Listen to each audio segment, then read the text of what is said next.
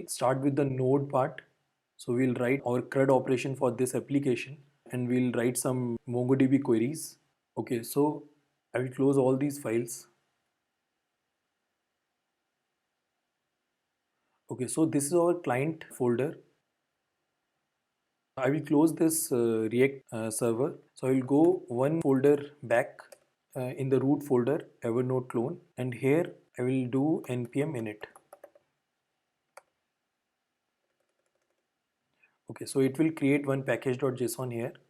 So don't confuse with this package.json because this is a React application, and outside this React application we'll write a Node.js application, our backend. So now we have to install some dependencies for our Node application. We'll install Express. We need body parser. We need CORS. So because React application is running on different port and our Node server will run on different port, with the help of this CORS module, we'll solve that cross origin dependencies or cross origin problems. We need .env also to manage our environment variables. And finally, we need Mongo. So I think we need these dependencies only: body parser, CORS, .env, Express, MongoDB. So now we'll create server.js. So this is very simple server. So we require .env at the first because we need to provide that process.env all over the application. So that's why we are requiring this .env configuration first. Then we'll just require Express. We'll create the Express server. We'll require body parser, CORS. We'll get the port from .env file. So we'll create .env file and here 2000 port. So this 2000 will fetch from here process.env.port. Then we'll write app.use, then we'll call CORS function. So what this body parser is doing, it will parse the payload in the post request. We'll require our routes. We didn't create this route file in the app folder. We'll create it now. And after that, we'll just listen to the port. Okay. So this will run our server. Okay. So now we'll create app folder. Inside this app folder, we'll create one route.js. Okay. We need one controller. We need model.js. We'll create some helper functions also. We'll create one configuration folder. So inside this configuration, we'll just write the MongoDB configuration, our connection method. Okay, so inside .env file, we'll write MongoDB URLs. So MongoDB URL will be this localhost URL. DB name will be Evernote clone and the collection name will be notes. This is the route.js. So we already required in server.js here, and we are passing this app variable, the instance of this Express app. Okay. Now we'll do module.exports. We'll get the app instance here, and from this app instance, we'll just do app.post API/note. Okay, so this is our first API. So this API we'll using for creating our nodes. So we'll pass one function here. That function will be the controller function. So we'll require the controller here. Const controller equals to require controller, and from this controller module, we'll get controller dot create new node function. So we will write this function in a while. So the second API will be app.get. So this will be API/nodes/ the dynamic type. Okay, so this is a type params. So this type means, as you can see here, we have two tabs, all nodes and trash.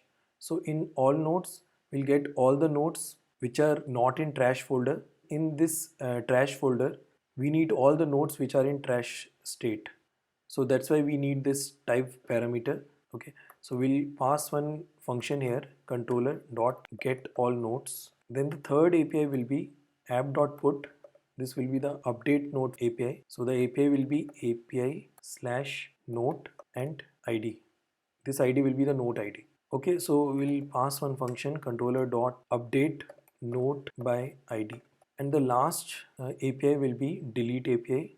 So API note, then the note ID. So here also controller dot delete note. So these are the four APIs we'll use in our application. So now we'll start writing these functions in the controller module. So first we'll write create note. So we'll do export dot create note. So this will be async function. So here we'll get request and response. So we'll write try catch block. We'll pass exception, and inside this exception we'll just do res dot status 400 dot send exception dot message. Now inside this try block, create the payload for creating the note. So let's say let new note, it will be an object. So we'll pass title. So first we'll decide what all keys we need to store in the database. So we need title, description, then archive. So this archive will be either 0 or 1, then created at, okay, and 1 is updated at, okay. So for title, we'll just write untitled, okay, and for description we'll just pass empty string. So for created at we need the current time. So what we'll do, we'll go to the helper module. So here we'll write exports dot get time return date dot now. So this will return the current timestamp. Okay, so here first we'll import this. So const require helper. So here we'll get time, and from this get time we'll just take current time. So let current time equals to get time. Okay, so this current time we pass here, and same thing will goes into updated at current time. So we created our payload. So now we need to pass this payload to the model. We'll write await, then we'll write one method create note, and we'll pass this new note here. So we don't have this method yet, but we'll create in a while. So let's create this method in our model.js. So we'll write exports dot create note, so equals to this is async function. So it will take payload. So here we'll get this payload. So we have to do a DB query here. So we already have an environment variable for this MongoDB. In the configuration folder, we'll create mongodb.js, and inside this mongodb.js, we'll write this MongoDB equals to require MongoDB, and Mongo client will be from this mongodb.mongo client. Then URL will be from this environment.env file from here. Okay, so after that we'll write try catch block, and we'll just do mongo client.connect, and we'll pass this URL, and we'll export two things from here. One is MongoDB itself, and one is mconnect.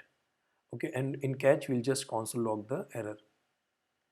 So this will require here const require, so from config then MongoDB. So we'll require two things, one is MongoDB and one is mconnect. So we'll write const db equals to await mconnect dot db, then we'll pass the db name from our environment file.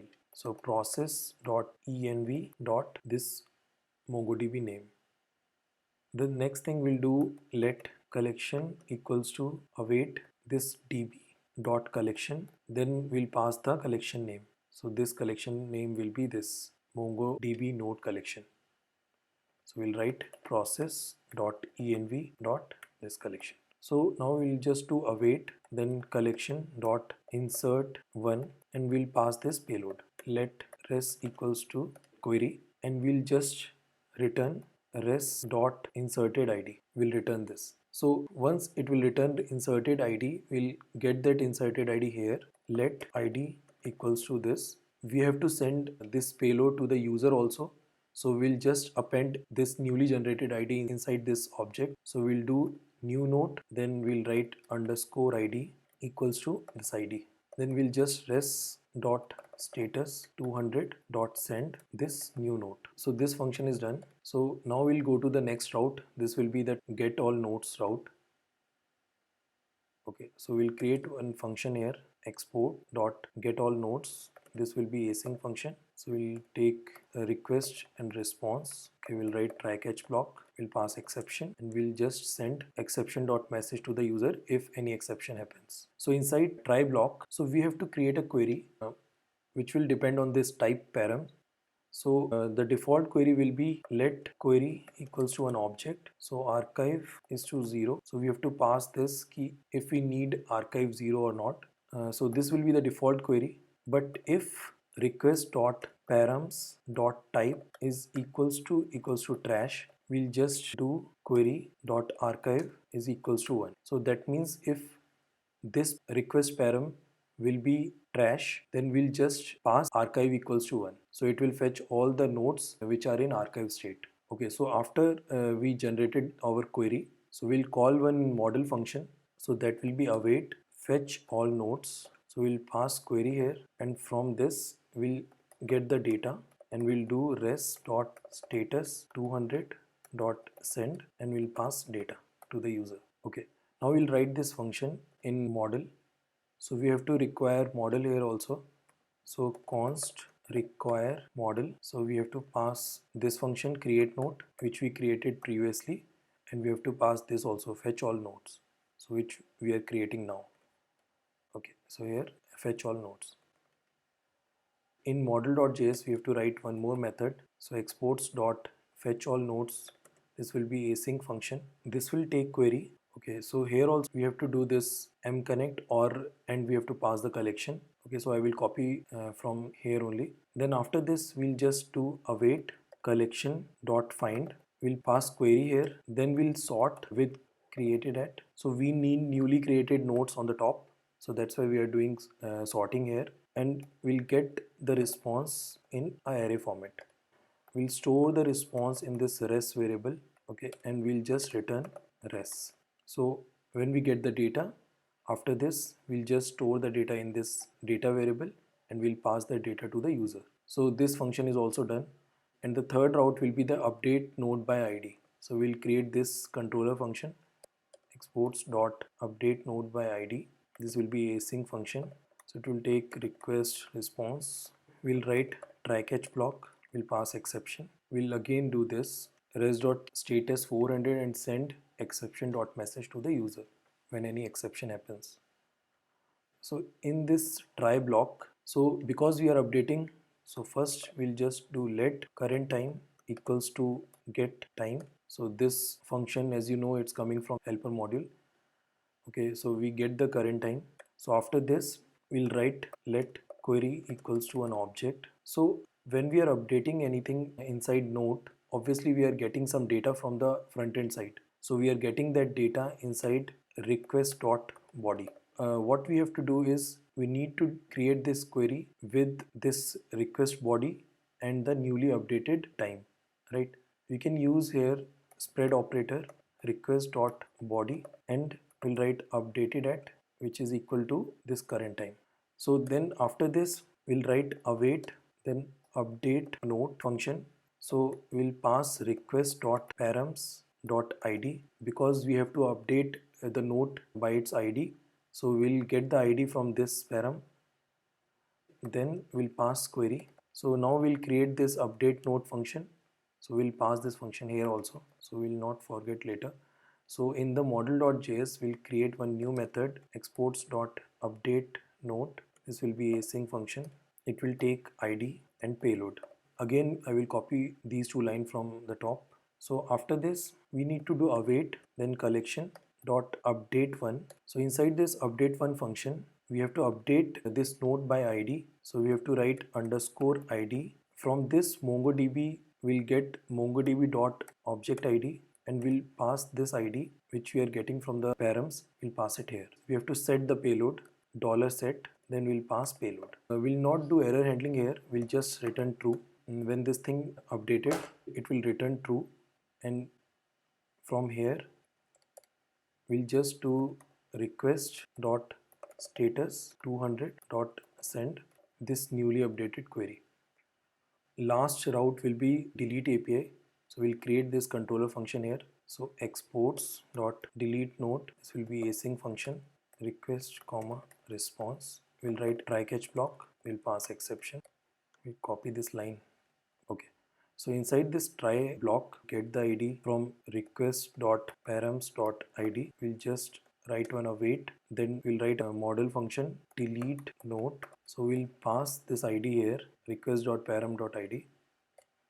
So when everything is done, we'll just rest.status 200.send whatever ID we have deleted. So now we'll create this delete note model function. We'll pass it here, and inside this model, so I will write exports.delete note equals to async function. So it will take ID, and I will copy these two lines again here. So here we'll write await collection dot delete one. So inside this delete one, we have to delete the node by its ID. So we'll pass one object and we'll write underscore ID. So we'll pass the same thing, mongo underscore db dot object ID, and we'll pass ID. We'll store it in response variable. So if response dot result dot n is equals to 1, that means it's deleted, but we have to handle the error, so we'll just pass not here. So if it's not deleted, we'll throw a new error and we'll just write something went wrong. If the note is deleted, so we'll just return response dot n. So this function is also done. So we can do some error handling here also. I will not going to do for this tutorial. Our backend code is completed now. These are the 4 APIs we need. So now we'll write React.js, the front-end side. We'll consume these APIs. Okay, let's close all the files. So now if we write node server.js, our server is running on 2000 port.